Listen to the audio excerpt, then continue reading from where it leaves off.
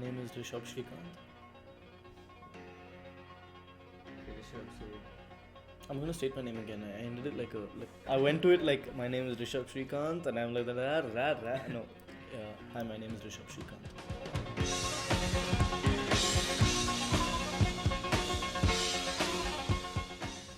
are you a musician?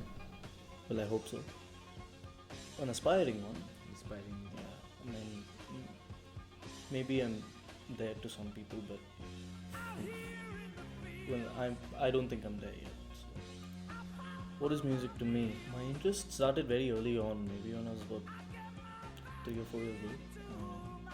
Got hooked on to Bryan Adams because my mom loved Bryan Adams. He was my sort of first, absolute music crazes. And so, due to that, picked up a guitar when I was about 6. All my music, in terms of influences, started off with my mom. My dad's like full-on Ilaiyaraaja. So then, did your mom play or just listen? No, she just listened. Yeah. So basically, you learned everything through listening to music. Through listening and wanting to learn, so I went for classes. And, yeah. So what sort of? So basically, by listening to Bryan Adams, you felt like picking up a guitar. Yeah.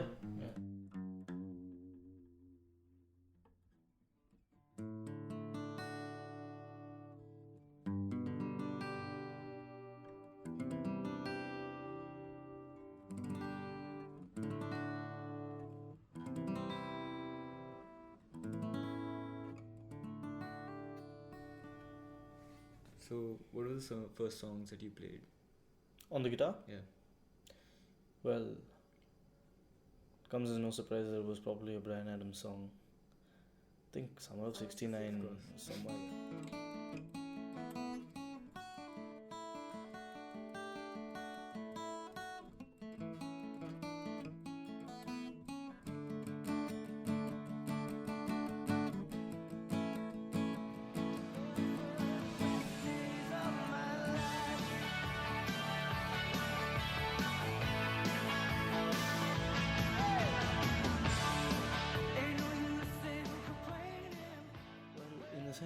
Music is something that it's what I wanted to be at a particular time. I can't state that it's one solid thing as a concept for me.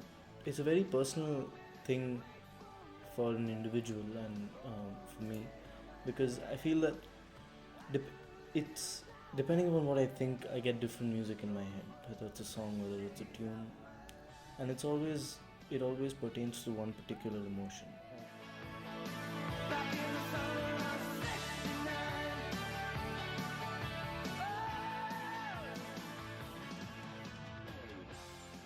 Biggest influences would probably, so the first sort of style that I tried to imitate and that I really hooked onto was Mark Knopfler's from Dire Straits. So I think Dire Straits, Mark Knopfler, then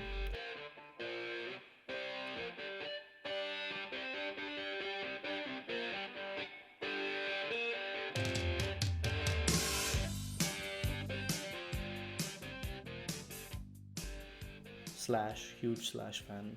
A lot of Satriani here and there. Some amount of Jeff Beck and guys like. Then you have the really old guys like B.B. King, who unfortunately passed away a couple of years ago. Then you've got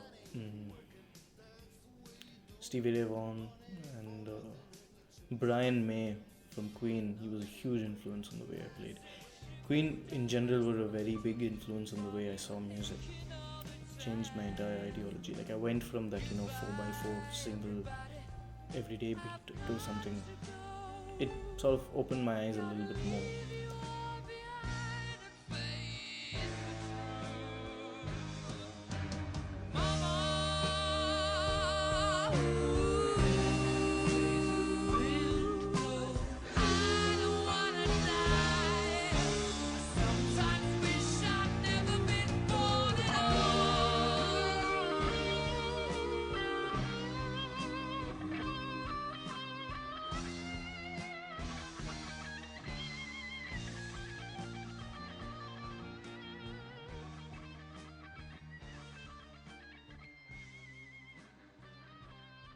So as influences go, yeah, those are my really major influences.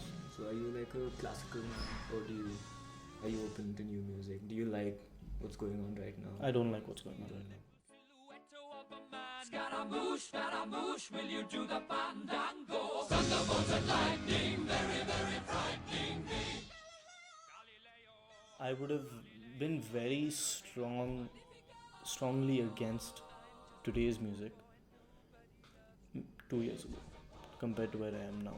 That's the thing about music as well as musicians. We evolve to like different things. I don't like today's music, but I've grown to understand why people do, and therefore, what I would 2 years ago I would have questioned why people do. Today I'm sort of in that phase where I live and let live. If you like my music, you like it. If you don't like it, you don't like it. That's how it works. So you've played live, right? Yeah. Have you played on the stage? Yeah. Yeah. How does that like make you feel, like playing to people? Oh, it feels really good. Feels really It feels really good. I mean, Can you it's- describe that emotion? On stage, playing your music while people, like there are hundreds of people.